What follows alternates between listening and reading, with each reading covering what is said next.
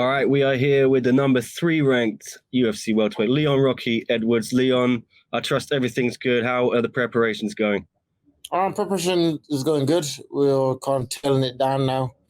Camp's done, so it's just about getting the weight off, making weight for Friday on the weigh-ins, and preparation went well. I feel good. I'm looking forward to competing again. It's been a long time since I last fought, so I'm looking forward to it. Yeah, you're right. July 2019, I think it was, last time you fought. Then the Woodley bout got scrapped because of the pandemic. Then the Chimaev bout scrapped 3 times because of his lingering COVID symptoms. We're finally here. No more delays. We're finally going to see Rocky back in the octagon this weekend. How does that feel?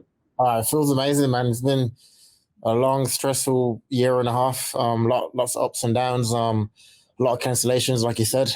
This is my third camp I've done for opponent, and so I'm happy that I'm able to fight and compete March 13th. When Chimaev pulled out, I'm happy that Belal stepped up, give me the opportunity to carry on the show and prepare for him and fight him. So I'm good. And there was a slight scare, though. I was a bit worried. What happened there? When his corner tested positive, were you thinking, "Oh no, here we go again"? Yeah, for sure. Not again. You know what I mean? And when got on the phone to the UFC, straight away, there's okay. We want to keep you in the card. That's the main thing, right? As long as they keep me in the card, I don't mind. So they said they keep me in the card. We'll look for an opponent. They went to Colby Covington. He said no. I said yes. So we went down the list, and Belal Muhammad popped up, and he's the opponent we got. So Colby was asked originally. So what was his? Did he give a reason? He said not enough time to prepare, or he didn't want the fight? I think he just said he wants a title shot. Says he don't want to fight. He wants a title shot. Like the man, he wants a title shot. It doesn't make sense, right? He just got beat for the title like under a year ago. Usman knocked him out for the title. So I don't know how he justifies he wants a title shot, demanding a title shot. But I expect nothing more from him. He's a coward. He's a social media fighter. I'm proving that I'm willing to fight anybody. I stepped up and chose to fight Chimaev. Everyone else is ducking him. I'm stepping up now and fighting Belal Muhammad. So I'm showing that I'm willing to fight, and I believe I'm number 1. So I don't care who's number 2 or number 3.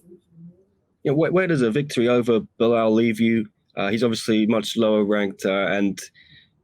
What do you want after this fight if you get the win? Who are you calling out? Are you want that title shot, or would you take Colby, or what?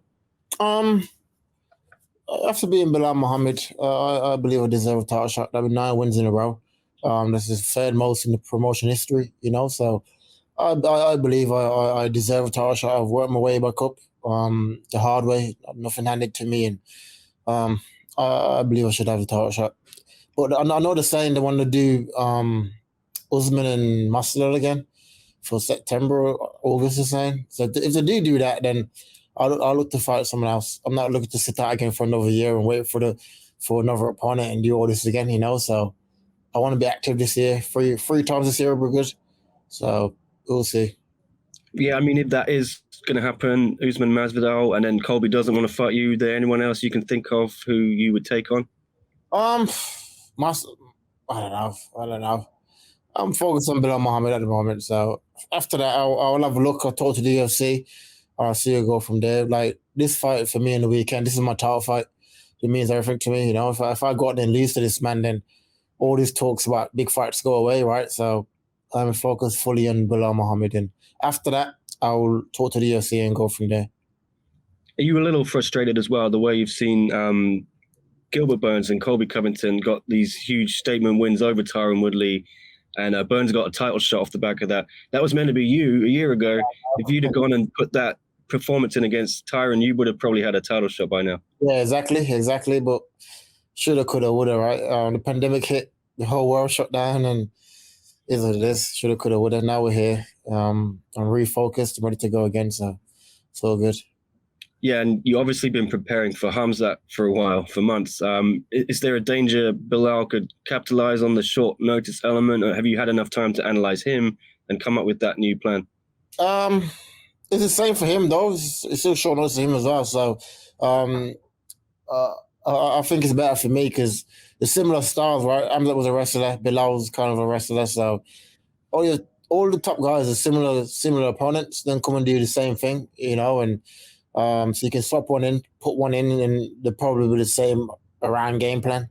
Won't be much difference really. So not really. I prepared well for him. I watched all his tapes. That's the difference to him and Khamzat. There's way more tapes on him than there is on Khamzat. So there's a lot of things he can work on for him compared to Khamzat. Were you surprised they kept rebooking the Khamzat fight? Were you frustrated? Do you think, let's let this go? Or did you want them to? I was like, I wanted to compete, especially in January. When they rebooked it for January and then they pulled out in January for Fight Island. I was like, keep me on the card. Let me fight on the card. Give me someone else, one of the co-main events, which was Magni or Chiesa. Give me one of them. Move them up to the main event. I'll fight one of them, and I'll fight again in March. That was my planning, but they decided against it to rebook it again for March. Then they pulled out again. So after this time, I was like, I'm not waiting for him again, no matter what. So get me an opponent, and we'll fight in March. What are your thoughts about Khamzat? He announced his retirements, but then Dana said that's not happening. What do you feel about, he did long-term COVID symptoms, rivalry aside, any sympathy with that? Yeah, for sure. I had COVID in December, and I had it bad, lost a lot of weight. I had lungs problems and stuff and breathing problems. So I understand. End of the day, the fight's a fight, but your health is number one, right? There's a life after fighting. You got family, you got other things. So I wish him well, and if he can work his way back up, hopefully we'll meet again down the line. And that's it, really. I wish him well and full recovery.